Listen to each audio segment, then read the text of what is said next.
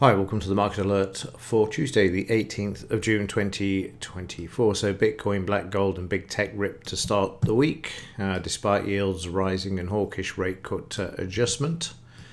And US stocks and oil prices gained amid dollar weakness, while participants await a slew of Fed speakers that are also coming out this week. And this is interesting as well, given that the S&P has made a new all-time high again yesterday. 5 stocks account for 60% of the S&P's year-to-date return, charting the S&P versus the S&P 495. And yesterday I spoke about this in the alert, saying that it was a broader market. Well, obviously not. So, as I said, there's some remarkable charts, and obviously goings on in the S&P there. Economic news for today, we've got core retail sales at 130, nothing for this morning, and also retail sales month on month, and then industrial production as well. One of these, the slew of Fed speakers, we've got the Bank of England, but I don't recall seeing any speakers. They must be a low priority because I can't see any of them listed there. So just be aware that there are going to be, according to this article, isn't it? Slew of Fed speakers out. So, not seeing any there, apart from, like I say, the Bank of England with Bailey on Thursday. Right, let's have a look at this market moving higher from yesterday and kick off with the Dow.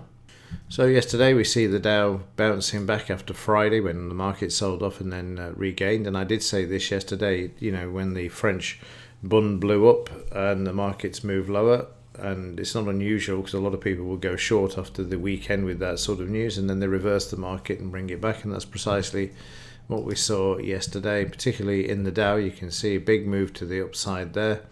Once the cash market opened, huge volume coming in the first 30 minutes and then driving prices to the upside. Market near the high of yesterday as well. The averages sorting themselves out now. We've got the 200 below the 50, the 20 higher than the 50, and the 5 higher than the 20 there. So all in the right order. German DAX also reversing some of Friday's gains, not all, but certainly 50% of it. Market looks slightly weakish overnight, but still above the 5-bar moving average at the moment.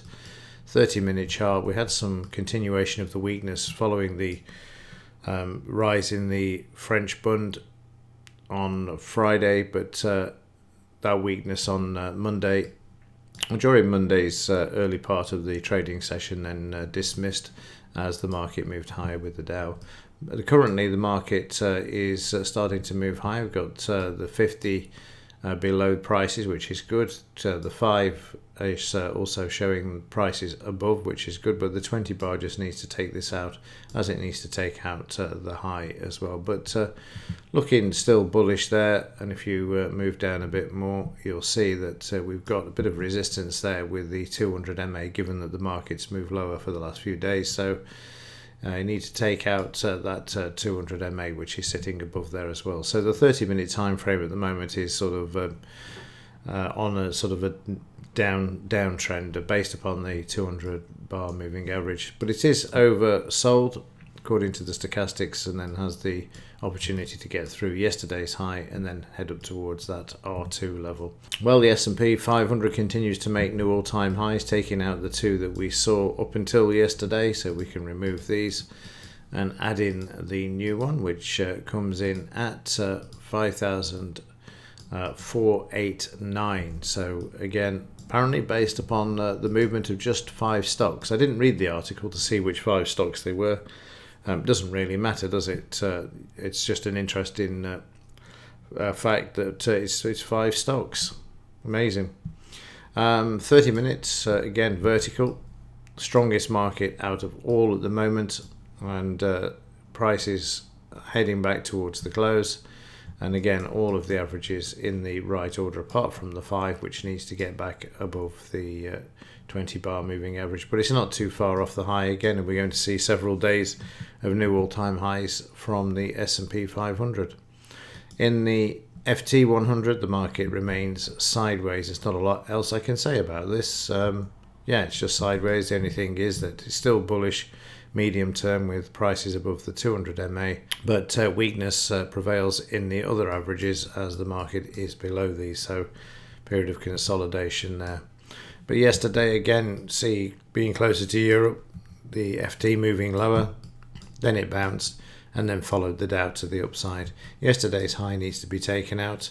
Again, you've got this situation where there's resistance with that 200 MA, and you can see it here where the market also, once it got back through it, moved lower, and here as well at the moment. So holding at the DP, and there is a change in some of the averages as well, with the 5 minutes turning back up there and still above the 20 bar there as well. Just need to get through that 200 MA in order to move higher. And in the US dollar, a bit of weakness for this yesterday. Prices moving lower, but overnight straight reversal off this as prices make their way back to the upside.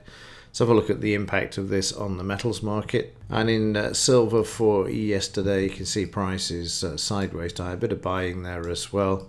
Doesn't look too particularly strong, but prices are sideways. Maybe they are consolidating at the 50 EMA there, but doesn't look particularly strong, as I say. And the only other positive is that prices are above or closing above the 5 bar moving average at the moment. In the 30-minute chart, you can see yesterday prices moving up nicely, then hammered and then back up, and overnight again prices trying to be pushed lower but moving back up towards the close and the high, and also the $29.50 area. Let's just have a look at what the price of silver is in the Far East. Currently in Shanghai for the 18th, it is $33.28, whereas the UK fix for yesterday was $29.24. And this also found at the weekend, I forgot to mention yesterday, silver demand in the solar sector could squeeze silver supply in the future. Of course it will. Solar manufacturers will likely require over 20% of the current annual silver supply by 2027. So it's a bit of a no-brainer, but again, you've got to stop this manipulation of the price before it really is allowed to move higher. And maybe this is one of the other reasons as well, because it's allowing this net zero cobblers to be funded with cheap silver and get all of these solar panels and electric cars into production. If it was $650 an ounce, then I would dread to think how much a electric car and solar panels would cost. So there's probably another reason behind all of this, some sort of conspiracy. But only time will tell there. Let's have a look at the gold price, and we can see that this is also consolidating, looking stronger than silver still. And in the 30-minute chart, a bit of a shakeout yesterday below the 200 MA, but prices have now got back above this and moving back to the upside.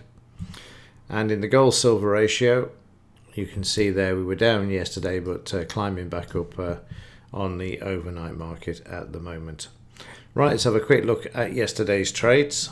So in the pre-market session, prices tried to get back below the 200 MA and failed as they were brought back. And then we get into the cash markets where we see the first losing trade of the week in the morning as it is filled on the downside, but then the market reversed and moves to the upside. Got out of this one too soon as the market moved higher, but then unfortunately had to leave the desk as an appointment in town. So you'll see at the moment prices moving low. See how it's holding that 200 MA, and then prices start to advance back to the upside just above the DP, but again weakness there as prices then found another sell signal moving to the downside, and this was followed by a consecutive one as well, which was interesting because this happened in the afternoon session as well, where we had these consecutive sells. Prices moving down nicely there to pick up some nice points if you were in it, and then the market stuck in a bit of a range until the news at lunchtime. Again, that 200 MA forming a bit of a resistance for the market until it breaks through convincingly and then comes back and retests it. And then prices once again showing, we'll just do this a bit more slowly. We can see that we have a potential buy that wasn't filled because the stop was taken out beforehand.